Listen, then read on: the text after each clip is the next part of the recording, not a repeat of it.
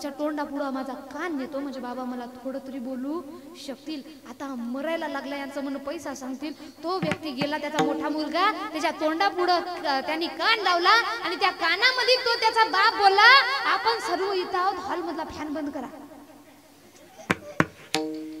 मरायला आलं पण चिंता कशाची, मरतो पण संसार सुटत नाही. विठ्ठल विठ्ठल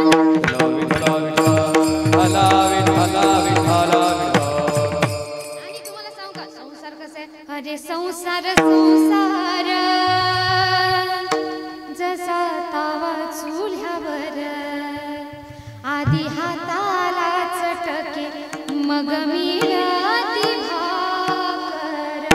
अहो इथं हाताला चटके मिळाल्याशिवाय भाकर सुद्धा होत नाही. ज्याचं लग्न झालं नाही त्याला वाटतं माझं कधी होते, यंदा यावं नाव माझं.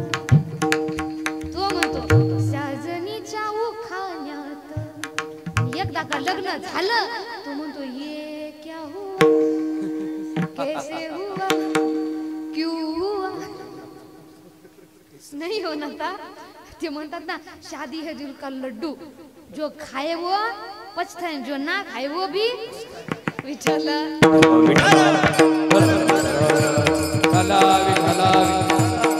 संसारात सुखी नाही याचं कारण मी तुम्हाला सांगते पहा.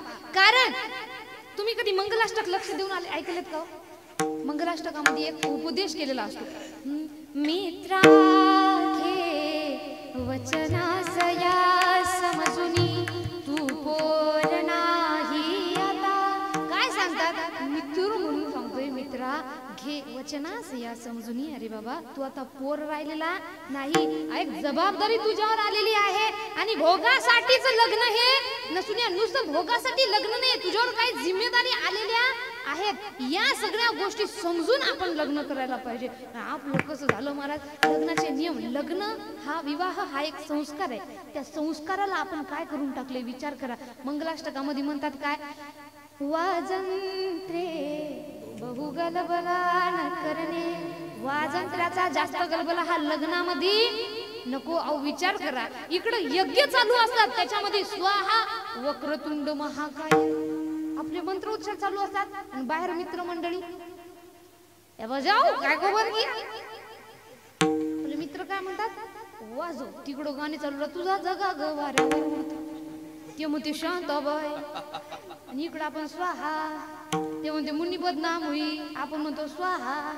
या लग्नाचा फायदा आपल्याला होणार आहे का, होणार आहे का नाही. म्हणजे अर्थाचा सगळा अनर्थ आपण करून टाकलाय. पुन्हा दृष्टा दृष्ट वधूवरा न करता दोघे करावी उभी. लग्न करताना दृष्टा दृष्ट नवरी नवरदेवाची न होता त्यांना तसं उभं करायचं असतं. आपण उभं करतो का तसं.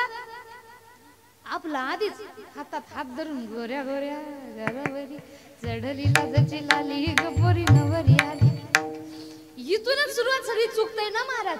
दुसरी गोष्ट, लग्न करून आपण सुखी का नाही का, कारण लग्न हे फक्त वरवरून पाहून हे करायचं नसतं. आजकाल कसं झालंय, लग्न म्हणजे पोरग पोरगी पाहाय गेली तर पहिला गुण कोणता पाहतो. तुमच्या इकडे लग्न करत नाही का तुम्ही, पहिला गुण कोणता पाहतो, मुलगी दिसायला कशी आहे. वा, बिन अनुभवाचे लग्न उत्तर द्यायला ना अनुभव आले. तुम्ही पस्तावायले का लग्न करून. तुमचा भगवंत तुमच्यासोबत कुठं होतो आपण, मध्ये लग्नामध्ये होतो आपण, बरोबर ना. हा, मुलगा मुलगी पाहायला गेल्यानंतर पहिला गुण कोणता पाहतो, ती मुलगी दिसायला कशी आहे का. चांगली असेल तर गोष्ट पुढे चालतं. दात बरोबर आहेत का, वर तर निघलेले नाही, तर कलर जास्त तर पांढरा नाही आहे ना, जास्त काळी तर नाही आहे ना, जास्त उंच तर नाही ना, जास्त खुडगी तर नाही आहे ना, चालतं तर बरोबर आहे, ते नाव तर बरोबर आहे ना, चांगलं करता येते, बाकीचं आम्ही पाहून घेईल. हा झाला लग्न करण्याचा यांचा पहिला नियम. एखाद्या मुलीसाठी आपण मुलगा पाहायला जातो, त्या मुलाकडे आधी काय पाहतो, शाबास, त्याच्याकडे बॅकग्राऊंड बँक अकाउंट मध्ये पैसे किती आहेत, हा गुण पहिला पाहिला जातो. मला सांगा, हे नातं मनाशी मनाचं जुळायलं का स्वार्थाशी स्वार्थाचं जुळायलं. अहो, आपल्या मुलीसाठी मुलगा पाहायला गेल्यानंतर एकदा त्याचा बँक अकाउंट झिरो असला तरीही चालतं, पण तो निर्व्यसनी आहे का तपासून. तर हजारोची लाखोची इस्टेट घरी पण रोज नालीमध्ये दारू पिऊन लोळतय. काय अर्थ आहे त्या पैशाला? माणसाकडे 2 घास असावे पण ते सुखाचे असावे. म्हणून लग्न करायला पाहायला जाताना आधी पहिला नियम पाहायचा, मुलगा निर्व्यसनी आहे का? जास्त श्रीमंत नसला तरी चालते पण निर्व्यसनी हा गुण आपण पाहायला पाहिजे. मुलीमध्ये दिसायला किती सुंदर असले तरी काय करतात, तिच्यामधले गुण कसे आहेत हे पाहायला पाहिजेत. महाराज म्हणतात काय भुललासी वरलिया रंगा ऊस डोंगा परी रस नोय डोंगा. मला सांगा, एक ऊस आहे तो सरळ आहे, दुसरा ऊस आहे तो वाकड आहे. दोघांच्या रसामध्ये फरक आहे का? दोन्ही चवीला कसे असतात? गोडच असतात. मग जर रसामध्ये फरक नसेल तर आपण का फरक करतो? आकारामध्ये फरक करू नका. मग दिसायला कशी यापेक्षा ती गुणानं कशी आहे? शुद्ध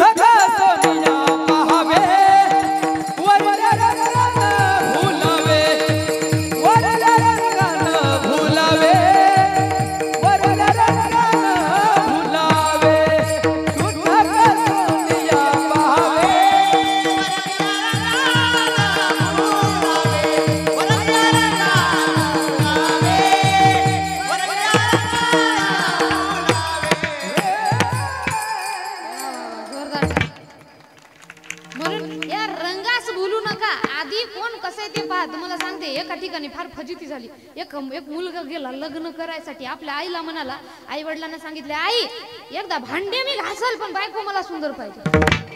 तिला काम नाही आलं तरी चालते पण बायको दिसायला कशी असली पाहिजे? सुंदर टकाटक मस्त. तो गेला. आता त्यानं एकदम सुंदर बायको करून आणली महाराज. लग्न झालं की दुसऱ्या दिवशी संन्यास घ्यायला निघाला. आता विचार करा, लग्नाच्या दुसऱ्या दिवशी संन्यास म्हटलं तर थोडं वावगं वाटतं ना.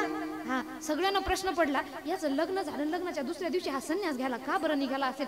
ज्या महाराजाकडे संन्यासाची दीक्षा घ्यायला गेला त्या महाराजांना प्रश्न विचारला, बाळा काय झालं? तो म्हणाला, महाराज माझी व्यथा शब्दात मांडण्यासारखी नाही, एका कवितेतून सांगतो म्हणाला. मग त्यानं सुरू केली. तो म्हणाला, महाराज माझ्या घरचे म्हणाले बाबा गुणवान पोरगी पाय पण मी रूपवान पाहिली. मग काय झालं? काय नाही सांगतो म्हणाला की माझी बायको दिसाया सुंदर होती म्हणून, बायको दिसाया सुंदर होती म्हणून गोरी पान बायको आणली करून अन उस तोडा नेली म्हणून कालच गेली पळून.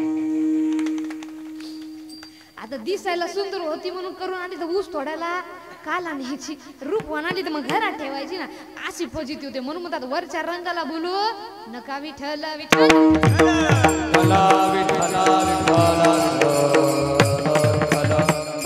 जेव्हा लग्न विवाह हे पण संस्कारानुसार व्यवस्थित होती ना तेव्हा लग्न करून तुम्ही सुद्धा सुखी राहू शकता. कारण आपल्या आधीचे लोक सगळे सुखी होते. त्यांच्याकडे जास्त श्रीमंती नव्हती पण आनंदाची श्रीमंती भरपूर होती. आजकाल पैशाची श्रीमंती भरपूर आहे पण आनंद कुणाकडे उरला नाही. म्हणून महाराज म्हणतात आधी संकल्पावी माया संसाराची. पुढे म्हणतात ही भक्ती हे केल्यानंतर संकल्पावी माया संसाराची हे ठीक आहे तुम्ही केलं पण याच्यानंतर काय करायचंय? अहो काही नाही, भक्ती करा पण कशा प्रकारे? जास्त भक्तीच्या मागे लागायचं नाही. तुम्ही म्हणशाल मी वेद वाचतो, मी शास्त्र वाचतो, मी पुराण वाचतो. आमच्या ज्ञानोबाराय म्हणतात चहुवेदी जाणं. 4 वेद आहेत, 6 शास्त्र आहेत, 18 पुराण आहेत. 6 शास्त्रकारण 18 पुराण. हरीशी गाठी 4 वेद 6 शास्त्र 18 पुराण. सर्वांचं सारा काय? एक हरी नाम. बस त्या ठिकाणी बैसली एक ठाई. हरी म्हणा तुम्ही गोविंद म्हणा तुम्ही गोपाळ म्हणा नारायण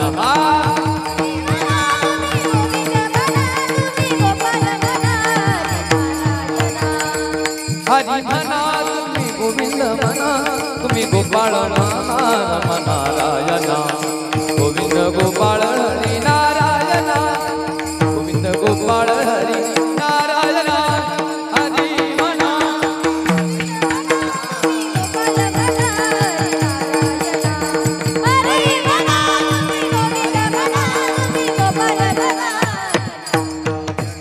हरी मुखे म्हणा हरी मुखे म्हणा पुण्याची गणना कोण करी पुण्याची गणना कोण करी हरी मुखे म्हणा हरी मुखे म्हणा पुण्याची गणना कोण करी पुण्याची गणना कोण करी पुण्याची गणना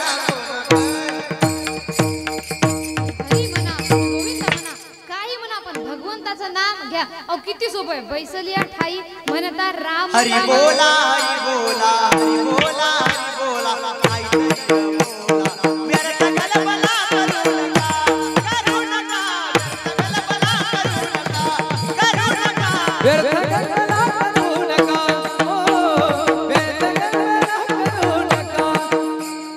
हरि बोला हरि बोला हरि बोला हरि बोला हरि बोला नाही तरी अबोला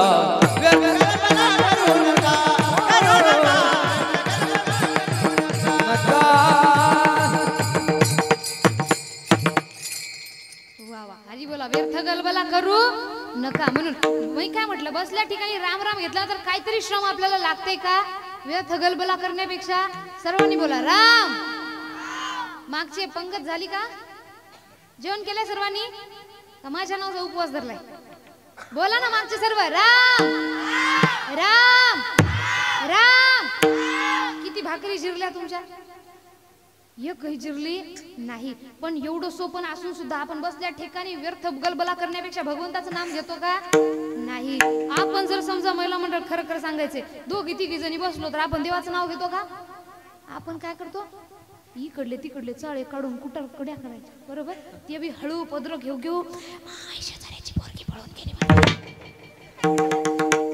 लगेच दुसरी विचारते आहे का तिसरी म्हणते तू तुझ्या शेजारीच्या घरात पाहिजे तेव्हा तू आज पोरगा घेऊन गेला लोकांच्या घरात पाता पाता घरातलं निघून चाललं आपल्याला भान राहिलं कारण आपलं लक्ष घरात आहे का बाहेर बाहेर जास्त आहे म्हणून घरात काही आपल्याला पत्ता लागत नाही म्हणून महाराज म्हणतात तू का म्हणे आयसी थोर हानी केली करता टवळी जन्म गेला नुसता टिंगल टवळ्या करण्यामध्ये आपण आपलं अख्खं आयुष्य वाया घालतात पुरुष मंडळ आपण जेव्हा बसतो तुमच्या गप्पा कशाच्या चालतात हो मी कधी तुमच्या रांगेत बसली नाही गडी पण पोरायच्या माहित आहेत मला त्यांच्या फार चालू राहतात हॅलो आयफोन घेतला मला पप्यानं काय माहोल भारीच्या भारी खोपडीचे भांग पाडू पडू फोटो टाकायला राव हे काय चालतात आपल्या एकमेकांच्या गोष्टी इतरत्र म्हणून महाराज म्हणतात टिंगल टवाळ्या करण्यामध्ये जन्म घालण्यापेक्षा काहीतरी वावग बोलण्यापेक्षा काहीतरी चांगलं बोला भगवंताचं नाम घ्या इतर भगवंताचं नाही जमत काही समाजाचं जागृती होईल असं तरी काही बोला नुसतं टिंगल टवाळ्यामध्ये काही ठेवलं विठ्ठल विठ्ठल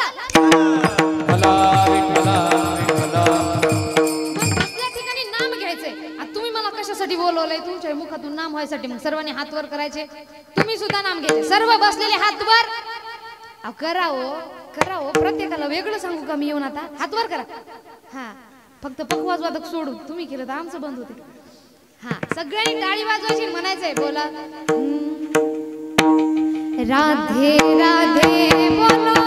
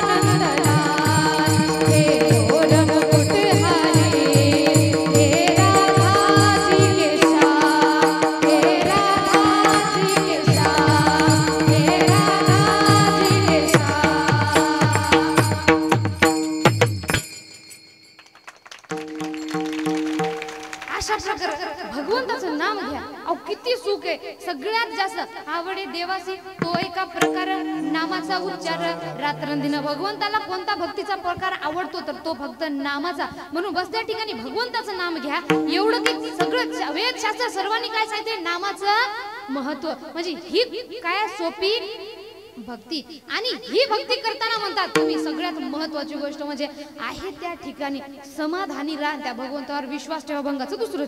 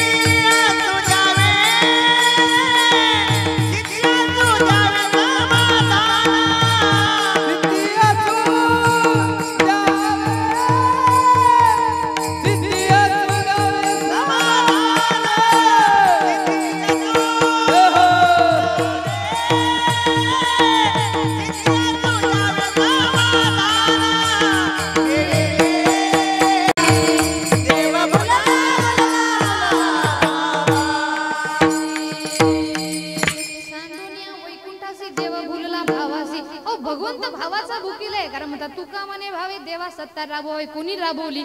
धरीला पंढरीचा चोर. धरीला पंढरीचा चोर. धरीला पंढरीचा चोर.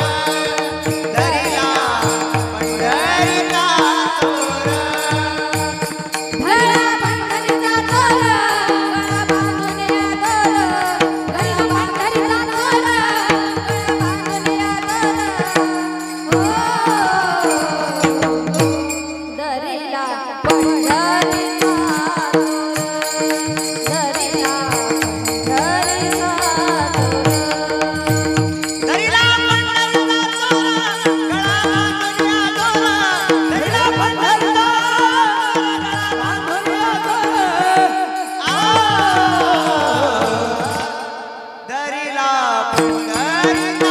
चोर. धरीला पंढरीचा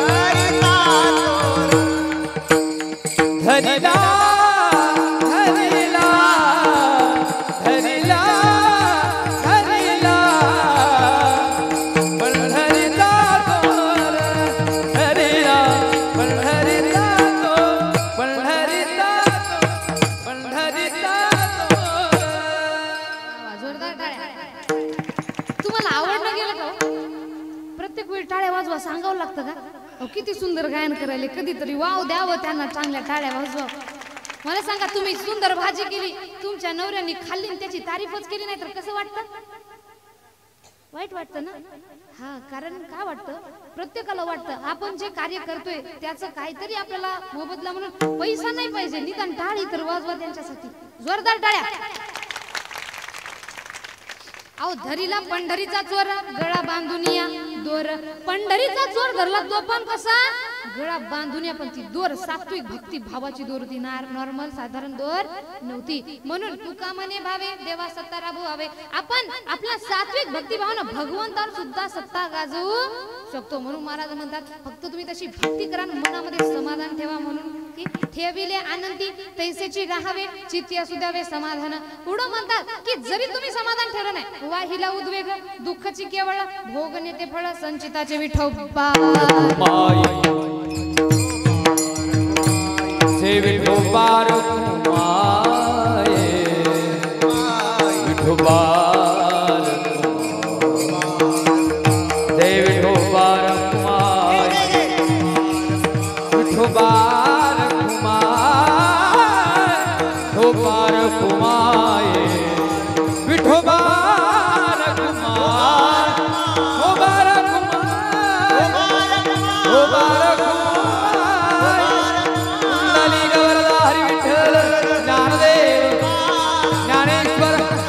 जगद्गुरु तुका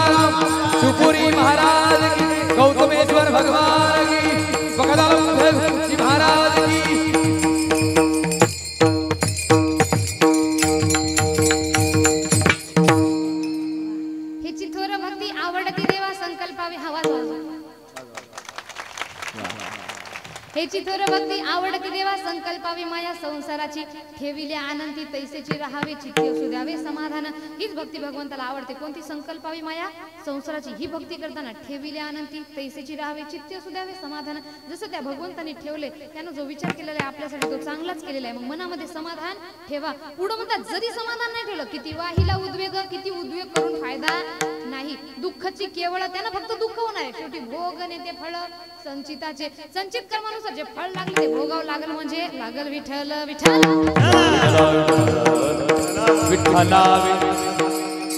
म्हणून आपल्या कर्मावर लक्ष ठेवा कारण तुम्हाला सांगते मी बरीच जण म्हणतात मी कीर्तनाला जात नाही मी भगवंताचं नाम घेत नाही तू घेत नाही जात नाही तुला भगवंत येऊ देत नाही आणि तुला घेऊ देत नाही बहुत सुकृताची जोडी म्हणून विठ्ठल आवडी मग एवढ्या पुण्यानं जे आपल्याला मिळालंय ते गमावू नका कारण हे जरी ना ऐकालं तरी दुसरा येईल हे जरी ना ऐकालं तरी दुसरा येईल हे जरी ऐकालं हे जरी ना ऐकालं तरी दुसरा येईल हे जरी ना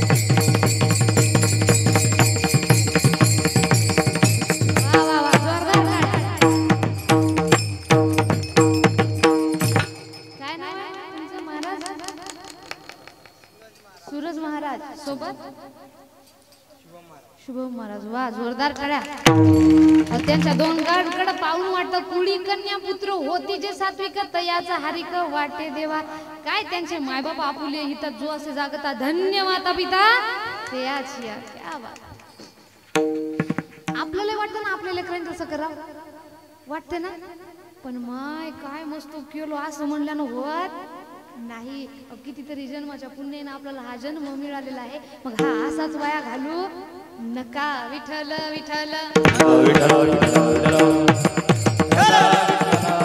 किती उद्वेग करून फायदा नाही नंतर मला सांगा आजकाल सगळ्यात जास्त दुःख लोकांकडे कोणते महाराज लेकरू दारू पिऊन गिण्याच्या मागे लागलेलं आहे. महाराज लेकरू घरात ठेवत आहे. महाराज लेकरांना असं केलं. तुम्हाला सांगू का, जीवनामध्ये संपत्ती आणि संतती या दोन गोष्टी फार महत्वाच्या आहेत. पण संपत्ती कमावता कमावता आपण आपली संतती गमावतोय, आपलं भान राहिलेलं नाही.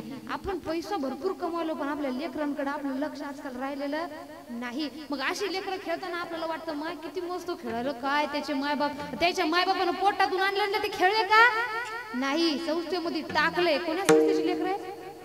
सिद्धांत आश्रम. वा, संस्थेमध्ये टाकले आणि तेव्हा सुद्धा किती सुंदर एका पायावर खेळले ते. मी तर विचार केला तरी मला जमणार नाही वाटत. काय वय आहे आतापासून एवढं म्हटल्यानंतर. अशी लेकरं आपली घडतात पण आपल्या लेकरांचे संस्कार कसे? आलू का चालू बेटा कहा गए सो रहे थे, बैंगन ने लात मारी, मम्मी ने प्यार दिया. हे मोठे झाले ना आपल्याला लाता हाणतात. चूक कोणाची? त्यांना हसून चूक नाही. चूक कोणाची? Johnny Johnny eating sugar, daily life, open your mouth. जेव्हा बघतीस तू माझ्याकडे, त्याच्या मायबापासाठी जोरदार टाळ्या. तुम्हाला सांगते मी, मला आमदार झाल्यासारखं वाटते माहिती आहे ना लेकरांना तुम्हाला, पण तरी सुद्धा चूप राहिले का? कीर्तनाचा मान ठेवलाय.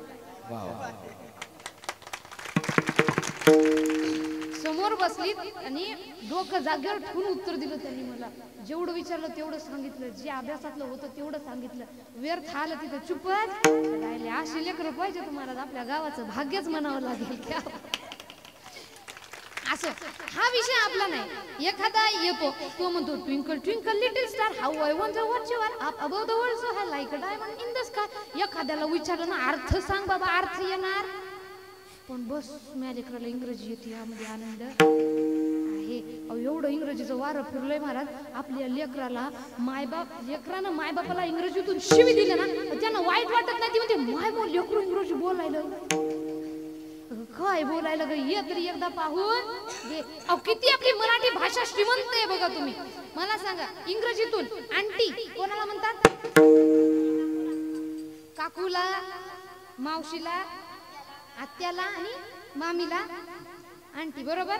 मुलांनो मला सांगा, तुम्ही एका लग्नामध्ये गेले, तुमची मावशी, मामी, काकू आणि आत्या तिकडे तोंड करून उभे आहेत. तुम्हाला आवाज द्यायचा इंग्रजी मधून मामीला, तुम्ही काय म्हणणार? वळून कोण पाहणार? गरीब भाषा. एका शब्दामध्ये अख्खे नाते गुंडाळून ठेवून दिली. आपल्या मराठी भाषेची श्रीमंती पहा. आईची बहीण असेल तर, बाबाची बहीण असेल तर, आईची जाऊ असेल तर, आणि आईच्या बाबाची बायको असेल तर, आईच्या भावाची बायको असेल तर, नातो वेगळं नाव वेगळं. ही मराठी भाषेची श्रीमंती. त्यापेक्षा पलीकडे आपली संस्कृत भाषा. एवढी गोड आहे, तिथून शिवी जरी देतो म्हटलं ना आपोआप समोरच्याला गोड होऊन लागतं. मला सांगा, मला म्हणतात तुम्हाला म्हटलं मी तुमचे नवरे तुमचे वृषभ आहेत, कसं वाटलं ऐकायला? बेटर, बरोबर ना? हा, वृषभ काय वाईट शब्द आहे का? बाबाला कळलं हसायला, ज्याला कळलं त्याला कळलं. वृषभ या शब्दाचा अर्थ होतो बैल. म्हणजे मी तुम्हाला काय म्हणलं, तुमचे नवरे तुमचे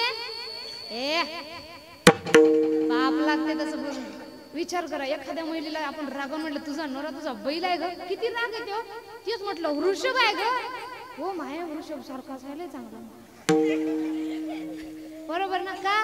कारण ही देवी देवतांची भाषा आहे. याच्यामध्ये शिवी गाळ दिलेली नाही, बिलकुल शिवी नाही. एखादा मुलगा, एखादा तुमचा मित्र आहे, तुमच्या समोर उभा आहे, मनातून तुम्हाला त्याला शिवी देऊ वाटायची, तुमच्या समोर आहे, तुम्हाला त्याला शिवी देऊन समोर उठवायचं, पण असं की त्याला वाईटही वाटलं नाही पाहिजे आणि तुमचं शिवी देऊन मनही समाधान झालं पाहिजे. त्याला दुसरं काही नाही माहिती. त्याला म्हणायचं हे महिषराज थोडं सरका ना. महिषराज तो 12च्या पट्टीत चढेल ना, तार सप्तकात जाईल तो. आणि आपलं मन सुद्धा करा. आपण त्याला काय म्हटलं मराठीतून झालं तर ए म्हसाड्या उठ ना. भाषेची श्रीमंती.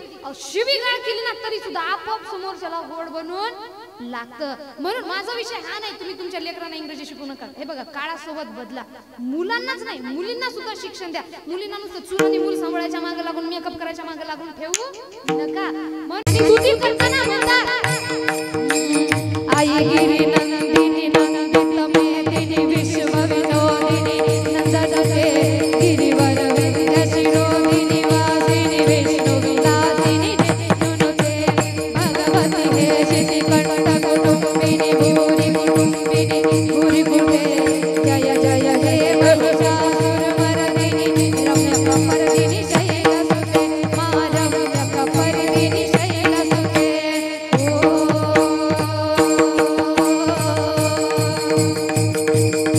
जेव्हा त्यांनी मा जगदंबेपुढे प्रार्थना केली म्हणतात ना सात्विक भक्तिभाव असेल तर नवसाला सुद्धा भगवंत धावून येतात.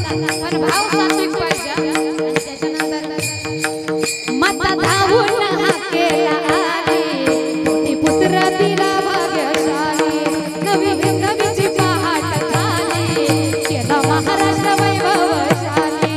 अशी महानदी ऐकून इतिहास काय राजाचा नटाचा गाणे पाहिला.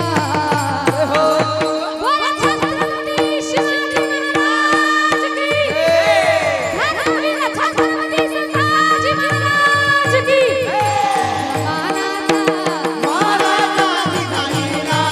कृष्ण